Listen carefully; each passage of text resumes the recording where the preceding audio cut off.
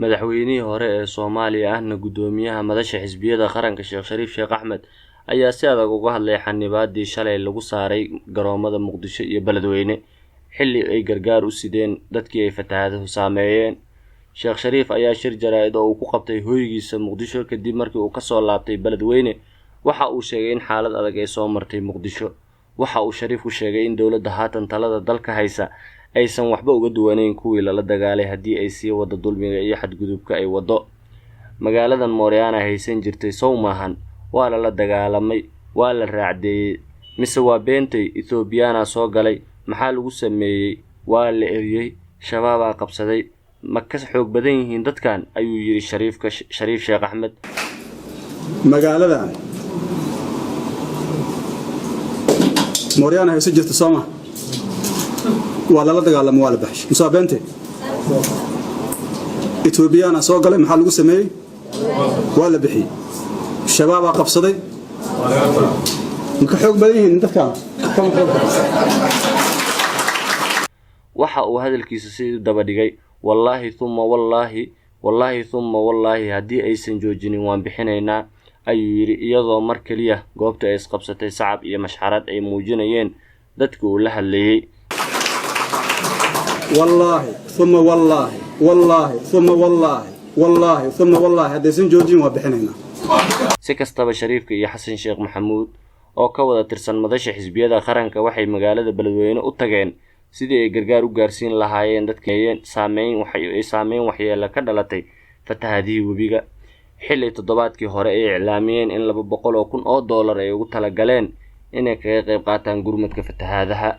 sidoo kale dawladda federaalka Soomaaliya ayaa si taxadar leh uga jawaabtay eedeyntii kululeed ee madaxweynihii hore ee Soomaaliya ahna gudoomiyaha xisbiyada qaranka ee dalka Sheekh Shariif Sheekh Axmed.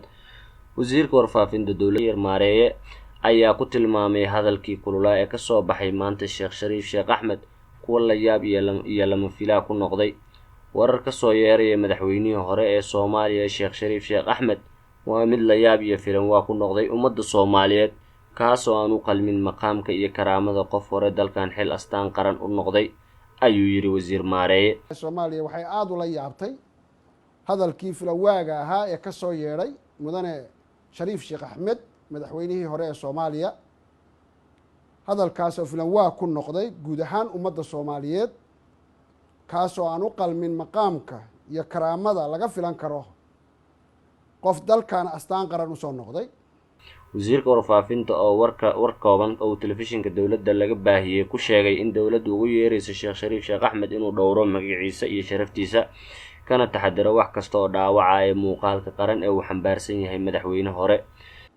sidaas awgeed waxaanu madaxweynihii hore Soomaaliya mudane Shariif Sheekh Axmed ugu yeeraynaa inuu dhowro magaciisa iyo sharafkiisa kana dheeraado wax kasta oo dhaawacaya muuqaalka qaran ee uu xambaarsan yahay madaxweyne hore. sidoo kale wasiirka warfaafinta ayaa ugu baaqay madaxdii hore ee dalka inuu waajib ka saaran yahay midnimada iyo badqabka dalka.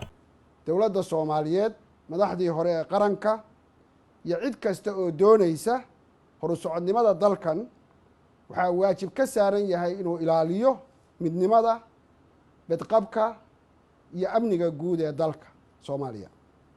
ummadda Soomaaliyeed waxay maanta higsanaysaa horumar iyo nabad. cid kasta oo hoggaanka soo qabatay waxaa laga sugayaa inay ka qayb qaataan xoojinta iyo kamiro dhalinta himilooyinkaas iyo rajada ummadda Soomaaliyeed. aad baa u mahadsantihiin.